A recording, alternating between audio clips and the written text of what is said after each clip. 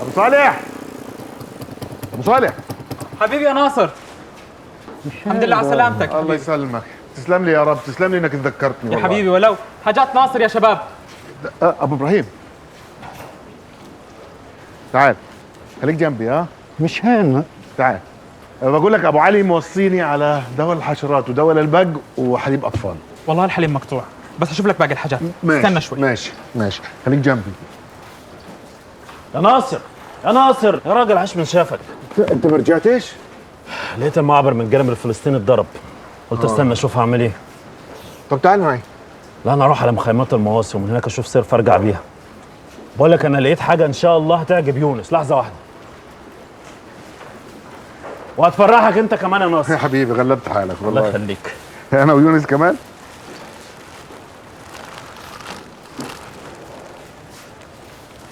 انت هيك بتفرحني. يا عم ان شاء الله يطلع مقاسك. طب خلص، واحد ليونس وواحد لعم ابراهيم. قسما بالله ما حد هيلبسه غيرك يا ناصر. يا زلمه انا زملكاوي.